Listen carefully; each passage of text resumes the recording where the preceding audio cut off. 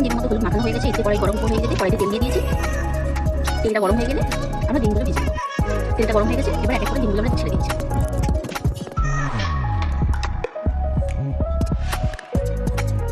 সব ডিমগুলো আমার কড়াই দেওয়া হয়ে গেছে। এবার অপেক্ষা করবো এক পিঠ লাল হওয়ার জন্য। দেখতেই পাচ্ছেন ডিমগুলো হালকা লাল লাল হচ্ছে। ঠিক সেম প্রসেসে পেছন দিকটাও আমি এরকমভাবে ভেজে নেব, এরকম হালকা লাল করে। আর এই রান্নাটা এতটাই চটজলদি হয় আর এত তাড়াতাড়ি হয়ে যায় বলে বোঝাতে পারবো না। ভাতের সাথে খুবই সুন্দর লাগে। আপনারা অবশ্যই একবার বাড়িতে ট্রাই করতে পারেন এই রেসিপিটা। ডিমগুলো ভাজা গেছে, আমি এবার ডিমগুলোকে তুলে দিচ্ছি।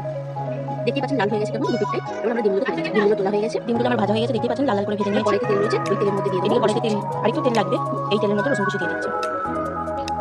রসুনকে লাল লাল করে ভেজে নেব। রসুন যতক্ষণ না লাল লাল হয়ে ভাজা হচ্ছে ততক্ষণ আমরা ভেজে নেব। এদিকে সামান্য আমার তেল লাগবে, তাই আমি সামান্য তেল লাগিয়েছি, একটু তেল অ্যাড করে দিলাম। রসুনগুলো লাল লাল করে ভাজা হয়ে গেছে, দিয়ে দিচ্ছি পেঁয়াজ। এবার দিয়ে দেবো পেঁয়াজটা লাল লাল হয়ে ভাজা অবধি আমরা পেঁয়াজ কুচি দিয়ে ভালো করে ভেজে নেব। এই রান্নাটা সম্পূর্ণ আমার শাশুড়ি মায়ের নিজস্ব রেসিপি, কিন্তু যতদিন সারা হয়েছে আমার অ্যাকাউন্ট থেকে সবটাই শাশুড়ি মায়ের নিজস্ব রেসিপি। দেখতে পাচ্ছেন পেঁয়াজগুলো ভাজা ভাজা হয়ে গেছে। এই পজিশনে আমরা দিয়ে দেবো আলুগুলো কেটে রেখেছি সেগুলো। আলুগুলোকে দিয়ে ভালো করে ভেজে নেবো আমরা। আলুগুলোকে ভালো করে ভেজে নেবো। আলুগুলো দেওয়ার পর নুন দিয়ে দেবো, যাতে আলুগুলো ভাজার সময় সামান্য পরিমাণে নুনটা দিয়ে দেবো। এই রান্নার পদ্ধতি হলো যত আরও আলু দিয়ে ভাজা ভাজা জল ভাত থেকে রান্নাটা নুন দিলে সেই জল ভাতটা বেরিয়ে আসে আর ভাজতে খুব সুবিধা হয়। আলুটা খুব তাড়াতাড়ি নরম হয়ে যায়, সেই জন্য নুনটা দিয়ে দেবো। আলুটা দিয়ে দেবো হলুদ গুঁড়ো, সেটাও বেরিয়ে যায় আর আলুটা তাড়াতাড়ি নরম হয়ে যায়। এবার দিয়ে দিলাম হলুদ গুঁড়ো দিয়ে নাড়াচাড়া করে এবার দিয়ে দেবো লঙ্কা গুঁড়ো। হলুদ গুঁড়ো দিয়ে ভালো করে ভেজে নিয়ে দিয়ে দেবো লঙ্কা গুঁড়ো। লঙ্কা গুঁড়ো দিয়ে ভালো করে আলুটাকে নাড়াচাড়া করে ভালো করে দেখে দেখুন ভালো করে মশলাগুলো মাখানো হয়ে গেছে, নাড়াচাড়া ভালো হয়েছে। এবার এর মধ্যে একটু চাপা দিয়ে দেবো। এই রান্নাটা যত চাপা দিয়ে ভেজে ভেজে করবেন তত রান্নার টেস্ট হবে, যত ভাজবেন তত রান্নার টেস্ট বাড়বে। চাপা দিয়ে আবার দেখে ভালো করে ভেজে নেবো। আবার ভালো করে ভেজে নিচ্ছি।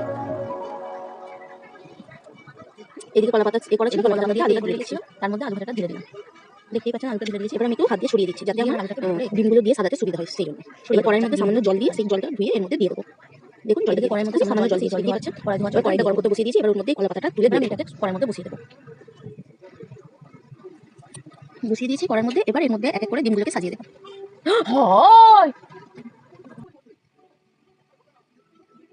ডিমগুলোর সাথে কাঁচা লঙ্কাগুলো আমরা সাজিয়ে দেবো।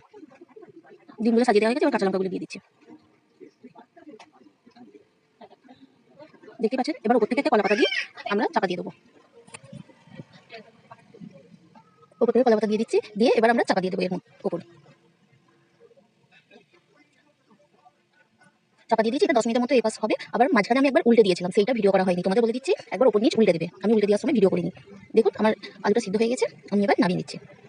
কড়াইতে আমি কোনো কিছু দিইনি, সামান্য কাঁচা তেল দিয়ে আমরা নামিয়ে নিচ্ছি।